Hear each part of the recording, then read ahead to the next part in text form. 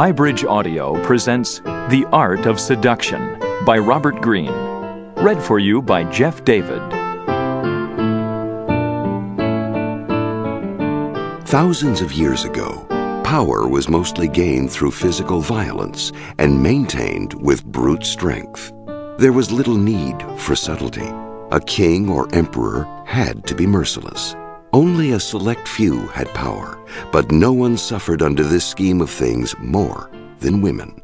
They had no way to compete, no weapon at their disposal that could make a man do what they wanted, politically, socially, or even in the home.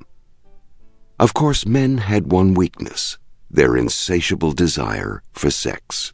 A woman could always toy with this desire, but once she gave in to sex, the man was back in control. And if she withheld sex, he could simply look elsewhere or exert force. What good was a power that was so temporary and frail? Yet women had no choice but to submit to this condition. There were some, though, whose hunger for power was too great, and who, over the years, through much cleverness and creativity, invented a way of turning the dynamic around, creating a more lasting and effective form of power. These women, among them Bathsheba from the Old Testament, Helen of Troy, the Chinese siren Xi, and the greatest of them all, Cleopatra, invented seduction. First, they would draw a man in with an alluring appearance, designing their makeup and adornment to fashion the image of a goddess come to life. By showing only glimpses of flesh, they would tease a man's imagination, stimulating the desire not just for sex, but for something greater, the chance to possess a fantasy figure. Once they had their victim's interest, these women would lure them away from the masculine world of war and politics and get them to spend time in the feminine world, a world of luxury, spectacle, and pleasure. They might also lead them astray literally, taking them on a journey as Cleopatra lured Julius Caesar on a trip down the Nile. Men would grow hooked on these refined, sensual pleasures. They would fall in love. But then, invariably, the women would turn cold and indifferent, confusing their victims.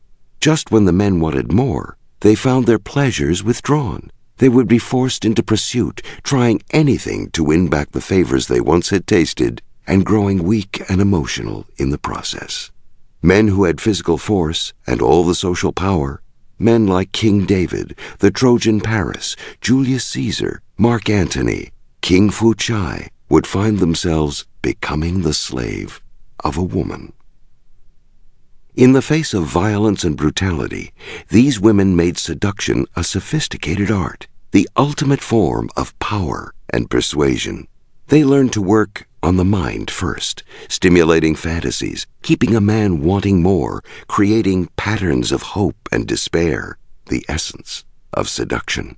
Their power was not physical, but psychological, not forceful, but indirect and cunning.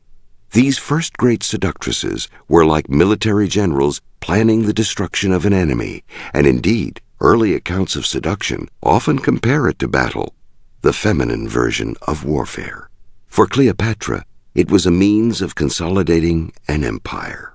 In seduction, the woman was no longer a passive sex object. She had become an active agent, a figure of power. With a few exceptions, the Latin poet Ovid, the medieval troubadours, men did not much concern themselves with such a frivolous art as seduction. Then, in the 17th century, came a great change. Men grew interested in seduction as a way to overcome a young woman's resistance to sex.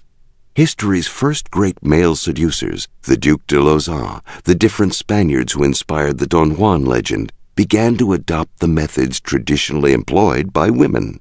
They learned to dazzle with their appearance, often androgynous in nature, to stimulate the imagination, to play the coquette. They also added a new masculine element to the game, seductive language, for they had discovered a woman's weakness for soft words. These two forms of seduction, the feminine use of appearances and the masculine use of language, would often cross gender lines. Casanova would dazzle a woman with his clothes. Ninon de l'Enclos would charm a man with her words. At the same time that men were developing their version of seduction, others began to adapt the art for social purposes.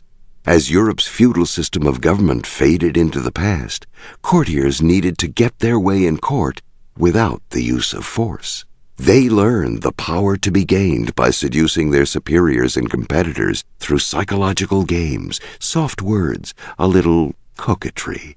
As culture became democratized, actors, dandies, and artists came to use the tactics of seduction as a way to charm and win over their audience and social milieu.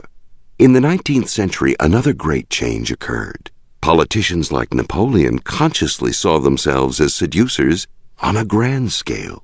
These men depended on the art of seductive oratory, but they also mastered what had once been feminine strategies, staging vast spectacles, using theatrical devices, creating a charged physical presence. All this, they learned, was the essence of charisma, and remains so today. By seducing the masses, they could accumulate immense power without the use of force.